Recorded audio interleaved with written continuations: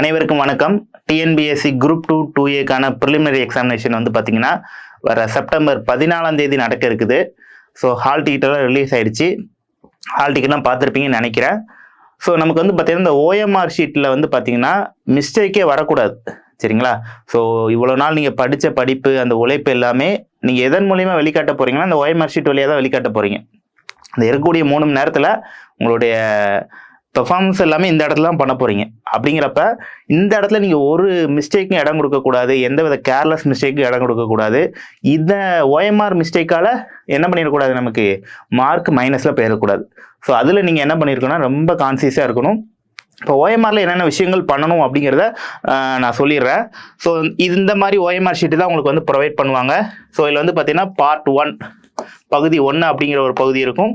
அடுத்து வந்து பார்த்தீங்கன்னா பார்ட் 2 பகுதி 2 அப்படிங்கிற ஒரு பகுதி இருக்கும், சரியா? இந்த 2 பகுதி தான் இருக்கும். ஸோ இதில் வந்து பார்த்தீங்கன்னா பேஜ் 1, இதுக்கப்புறம் பேஜ் 2ன்னு சொல்லி உங்களுக்கு இன்ஸ்ட்ரக்ஷன்ஸ் கொடுத்துருப்பாங்க. ஸோ உங்களுக்கு ஓஎம்ஆர் வந்து பார்த்தீங்கன்னா கையில் வந்து உங்களுக்கு கொடுத்த உடனே நீங்கள் என்ன பண்ணணும்னா பின்னாடி இருக்க இன்ஸ்ட்ரக்ஷனை ரீட் பண்ணுங்க. பின்னாடி இருக்க இன்ஸ்ட்ரக்ஷன்னா இதை கொடுத்துருக்காங்களா, இதில் இருக்கக்கூடிய இந்த இன்ஸ்ட்ரக்ஷன்ஸை படிங்க, என்னென்ன இருக்குது அப்படிங்கிறத இப்போ நம்ம பார்க்க போகிறோம். இந்த இன்ஸ்ட்ரக்ஷனை படிச்சுட்டு ஃபஸ்ட்டு நீங்கள் பண்ண வேண்டிய விஷயம் இங்கே உங்களுடைய கையெழுத்தை போடணும், சரியா? ஸோ ஃபஸ்ட்டு நீங்கள் இங்கே தான் உங்களுடைய கையெழுத்து, இந்த இடத்துல தேர்வரின் கையொப்பம், signature of the candidate before, தேர்வு தொடங்குறதுக்கு முன்னாடி நீங்கள் என்ன பண்ணணும், இதில் உங்கள் கையெழுத்தை போட்டுற வேண்டியது, இந்த பாக்ஸ்குள்ளே போட்டுற வேண்டியதான் ஃபஸ்ட்டு பண்ண வேண்டிய விஷயம். அதுதான் 9 மணிக்கு உங்களுக்கு ஓஎம்ஆர் ஷீட் கொடுத்துருவாங்க. எல்லா இன்ஸ்ட்ரக்ஷன் ரீட் பண்ணிட்டு எல்லாமே புரிஞ்சிருச்சுன்னு சொல்லி நீங்கள் கையெழுத்து போடுறீங்க. இது போட்டதுக்கப்புறம் இதில் இருக்கக்கூடிய விஷயங்கள் என்னென்னா முன்னாடி என்னென்ன பண்ணணும் என்னென்ன பண்ணக்கூடாது அப்படின்னு சொல்லியிருப்பாங்க, சரியா? சரி, ஃபஸ்ட்டு மெயினாக வந்து பார்த்தீங்கன்னா நீங்கள் black colour ball point pen மட்டும்தான் யூஸ் பண்ணணும். வேறு எந்த கலருமே அலோடு கிடையாது. பிளாக் கலரில் இருக்கணும், பால் பாயிண்ட் பென்னாக இருக்கணும். ஜெல் பென், இங்கு பென் இந்த மாதிரி விஷயங்களை தயவுசெய்து அவாய்ட் பண்ணிடுங்க. ஸோ இப்போயே என்ன பெண்ணை இப்போ யூஸ் பண்ண போகிறீங்களோ அதை இப்போ என்ன பண்ணி வச்சுருங்க, வாங்கி வச்சுருங்க, கடையில் வாங்கி அதை கொஞ்சம் எழுதுதா அப்படிங்கிற மாதிரி ப்ராக்டிஸ் பண்ணி வச்சுருங்க. 1 அல்லது 2 பெண்ணு கூட நீங்கள் வச்சுக்கலாம். சரி, ஸோ ஃபஸ்ட்டு இந்த இடத்துல வந்து பார்த்தீங்கன்னா உங்களுக்கான சீரியல் நம்பர் அவங்களே கொடுத்துருப்பாங்க. உங்களோட ஓஎம்ஆரோடைய சீரியல் நம்பர் இங்கே அங்கேயே பிரிண்ட் ஆகிருக்கும். ஏதாவது சம்திங் AB 1 2 3 4 5 அப்படின்னு சொல்லி உங்களுக்கு இந்த இடத்துல ஆல்ரெடி பிரிண்ட் ஆகிருக்கும். அப்புறம் இந்த இடத்துல உங்களுடைய ஃபோட்டோ இந்த இடத்துல பிரிண்ட் ஆகிருக்கும்.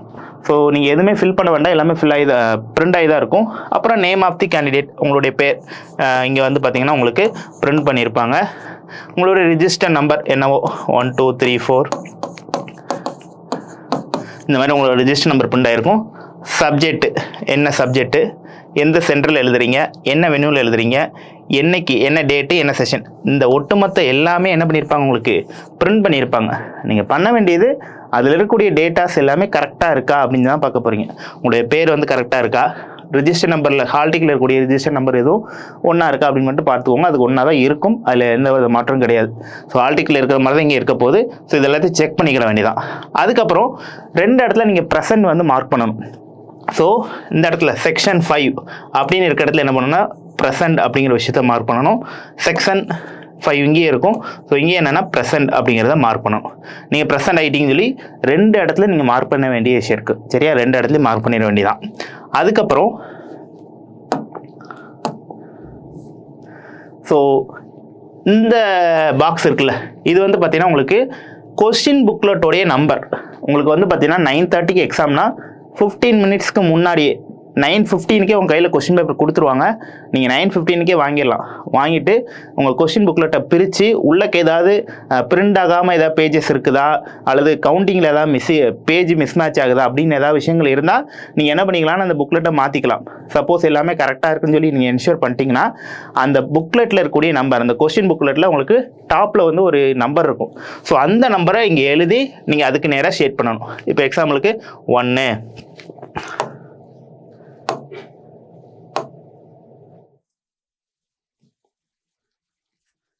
எக்ஸாம்பிளுக்கு இங்கே 1 2 இப்படின்னு சொல்லி இந்த கட்டத்தில் ஃபுல்லாக கட்டத்துக்குள்ளே எழுதிட்டு கரெக்டாக அதுக்கு நேராக ஷேட் பண்ணுறப்ப அந்த ஓவல் ஷேப் ஃபுல்லாக ஃபில் ஆகிற மாதிரி ஷேட் பண்ணுங்கள், சரியா? வெளியும் போகக்கூடாது, உள்ளேயும் கேப் இருக்கக்கூடாது. அது மாதிரி கரெக்டாக அதுக்கு நேராக நீங்கள் என்ன பண்ணிடணும், எல்லாத்தையுமே ஷேட் பண்ணிடணும் ஃபுல்லாக. ஸோ எல்லாமே ஷேட் பண்ணியாச்சு, ஓகே? அடுத்து இந்த செக்ஷன் 3 இருக்கு இல்லையா, இது வந்து நீங்கள் கடைசியாக பண்ண வேண்டிய வேலை. செக்ஷன் 3யாக இருக்கட்டும், இதுவாக இருக்கட்டும், இது எல்லாமே கடைசியாக பண்ண வேண்டிய வேலை. இங்கே ஒரு கையெழுத்து போடுற மாதிரி இருக்கும். இதுவும் எப்போ தானே கடைசியாக தான் நீங்கள் போட போகிறீங்க, இப்போ எதுவுமே கிடையாது ஃபஸ்ட்டில். அப்புறம் தம்ப் இம்ப்ரெஷன், இதுவுமே கடைசியாக எக்ஸாம் முடிஞ்சதுக்கப்புறம் தான் போடுவீங்க.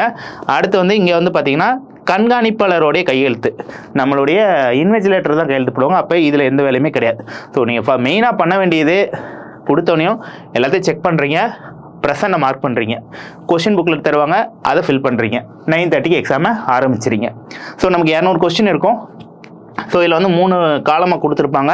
இந்த 200 கொஸ்டினை நீங்கள் கரெக்டாக ஒவ்வொரு கொஸ்டினுமே மார்க் பண்ணுறப்ப, இப்போ 6வது கொஸ்டின் ரீட் பண்ணுறீங்கன்னா 6வது கொஸ்டினுக்கு தான் நீங்கள் மார்க் பண்ணுறீங்க அப்படிங்கிறத கரெக்டாக என்ஷூர் பண்ணிட்டு மார்க் பண்ணுங்கள்.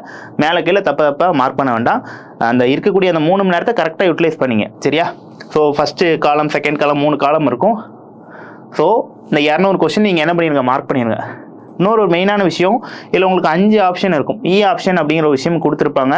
ஸோ இ ஆப்ஷன் அப்படிங்கிறது என்னென்னா, உங்களுக்கு விடை தெரியவில்லை அப்படிங்கிறத நீங்கள் மீன் பண்ணுறது அர்த்தம்.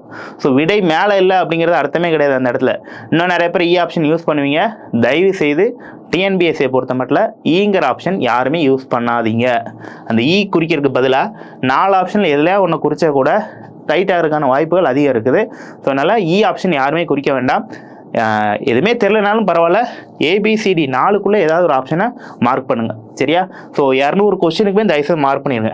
அதாவது தெரியாத கொஸ்டினுக்கு விட்டு வைக்கிறது, இந்த மாதிரி இதெல்லாம் பண்ண வேண்டாம், பண்ணவும் கூடாது இந்த இடத்துல. ஸோ எல்லாமே மார்க் பண்ணதுக்கப்புறம் இதனுடைய கவுண்டு இப்போ வந்து பார்த்தீங்கன்னா ஃபஸ்ட்டு ஏ இருக்கா. ஸோ இந்த ஏ எல்லாமே எத்தனை இருக்குது, இந்த ஏ ஃபுல்லாத்தையும் கவுண்ட் பண்ணி இந்த இடத்துல எழுதணும். அடுத்து இந்த இதில் பி எத்தனை இருக்குது, இதில் சி எத்தனை இருக்குன்னா நீங்கள் எத்தனை எல்லாம் மார்க் பண்ணியிருக்கீங்க அப்படிங்கிறத இங்கே எழுதணும். இப்போ டி எத்தனை இருக்குது, இ எத்தனை இருக்குது. ஸோ இப்போ எக்ஸாம்பிள் நான் எழுதுகிறேன். இப்போ வந்து மொத்தம் இதில் 67 கொஸ்டின் இருக்குது. ஸோ இதனுடைய கூடுதல் 67க்குள்ளே தான் வரணும். 67ஓட கூடவும் கூடாது, குறையும் கூடாது.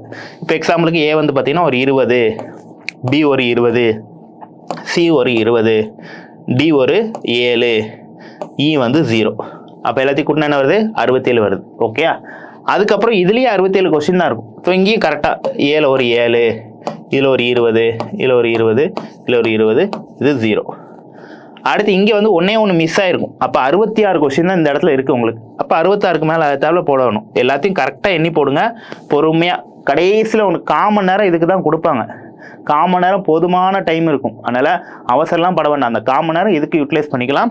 ஸோ இதில் வந்து பார்த்தீங்கன்னா ஏ எத்தனை இருக்குது, 10, இது ஒரு 16, இது ஒரு 30, இது ஒரு 20, சரி இது ஒரு 20, 20, 40, 50, 60, 66 வருது. இது 00. ஸோ என்ன பண்ணுங்கன்னா இந்த மாதிரி ஃபுல்லாத்தையும் எழுதிட்டு இதில் ஏ 20, 27, இது ஒரு 10, 37. அப்போ ஏ மட்டும் எத்தனை இருக்கு, கரெக்டாக 37 இருக்குது. அப்போ இங்கே எழுதணும் 0, 3, 7.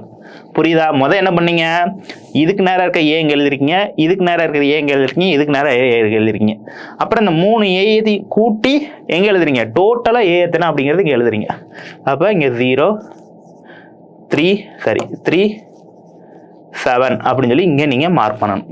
ஓகே, அதுக்கப்புறம் பி, இங்கே ஒரு 20 பி இருக்குது, இங்கே ஒரு 20 பி இருக்குது, இங்கே ஒரு 16 பி இருக்குது. அப்போ 40, 56 பி நீங்கள் குறிச்சிருக்கீங்க. அப்போ 0, 56 அப்படின்னு எழுதணும்.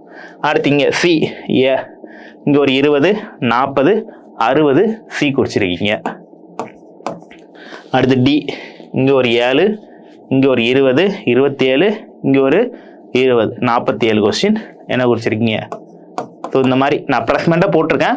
ஸோ எல்லாத்தையும் குறித்து இங்கே எழுதணும். டோட்டலாக இது எல்லாத்தையும் கூட்டினா என்ன வரணும், உங்களுக்கு 200 கொஸ்டின் ரவுண்ட் பண்ணணும். ஸோ இது மட்டும் தான் நீங்கள் ஃபில் பண்ண போகிறீங்க. இந்த இடம் வந்து பார்த்தீங்கன்னா உங்களுக்கு invigilator, certificate by invigilator. So invigilator தான் இதில் ஃபில் பண்ணுவாங்க. அவங்க என்ன பண்ணுவாங்க, இதை அப்படியே இங்கே எழுதுவாங்க. இது 37, இது 56 அப்படின்னு எல்லாத்தையும் கூட்டி அவங்க 200ன்னு எழுதி அவங்க என்ன பண்ணுவாங்க, இதில் அவங்களுடைய கையெழுத்து போடுவாங்க. ஸோ நீங்கள் அவங்க முன்னாடி என்ன பண்ணணும், இதில் உங்களோட கையெழுத்து போடணும், இங்கே உங்களுடைய தம்ப் இம்ப்ரெஷன் வைக்கணும். சரி, இதெல்லாம் எக்ஸாம் முடிஞ்சதுக்கப்புறம் நடக்கிறத சொல்கிறேன். எக்ஸாமுக்கு முன்னாடி என்ன பண்ணணும் பார்த்தாச்சு. எக்ஸாம் முடிஞ்சதுக்கப்புறம் என்ன பண்ண போகிறீங்க, இங்கே எல்லாத்தையும் கூட்டி எழுதுறீங்க, அதை கூட்டி இங்கே எழுதுறீங்க, அதை இங்கே இன்விஜுவல் எழுதுவாங்க, சைன் பண்ணுறீங்க, கைரேகை வைக்கிறீங்க. சரியா? ஸோ இது தவிர உங்களோட ஓஎம்ஆரில் எந்த வித இண்டிகேஷனோ மார்க்கோ பேரோ எதுவுமே எழுதக்கூடாது. ஸோ இது மட்டும்தான் நீங்கள் பண்ண வேண்டியது. எனக்குள்ளே ஏதாவது மார்க் பண்ணுறது, ஏதாவது நம்பர் எழுதுறது மாதிரி எது மாதிரி விஷயங்கள் பண்ணால் இன்வாலிட் பண்ணிடுவாங்க. சப்போஸ் இதில் தப்பு இருந்தால் உங்களுக்கு என்ன பண்ணுவாங்க, நெகட்டிவ் மார்க்ஸும் இந்த இடத்துல இருக்குது. சரியா? ஸோ என்ன பண்ணணும்னா, இந்த கைரேகை வைக்கிறப்ப அந்த இங்கெல்லாம் என்ன பண்ணிடணும், தொடச்சிருங்க நல்லா. ஸோ அது எங்கேயாவது அங்கங்கே டச் பண்ணிங்கன்னா உங்களுக்கு OMR வந்து டேமேஜ் ஆயிரும். சரியா? அதனால் கரெக்டாக OMR ஷீட்டில் கரெக்டாக ஹேண்டில் பண்ணுங்கள். எந்த வித தப்புக்கும் இடம் கொடுக்காதீங்க. ஸோ கொஸ்டின் புக்லெட் நம்பரில் கரெக்டாக போடணும். இல்லைன்னா அதுக்கு 5 மார்க் நெகட்டிவ் மார்க் இருக்குது. இந்த மாதிரி நெகட்டிவ் மார்க்கை தயவுசெய்து என்ன பண்ணுங்கள், அவாய்ட் பண்ணிவிட்டு OMR ஷீட்டில் இருக்கக்கூடிய விஷயத்தை கரெக்டாக ஃபாலோ பண்ணி பண்ணுங்கள். ஸோ இதில் மிஸ்டேக்கால் என்ன பண்ணிடக்கூடாது, நமக்கு இன்வாலிடேஷன் ஆகிடக்கூடாது, அதாவது மார்க் குறைஞ்சிடக்கூடாது. ஸோ அந்த ப்ரிலிம்ஸ் எக்ஸாமை நல்லபடியாக பண்ணுங்கள். எல்லாருக்கும் ஆல் த பெஸ்ட்.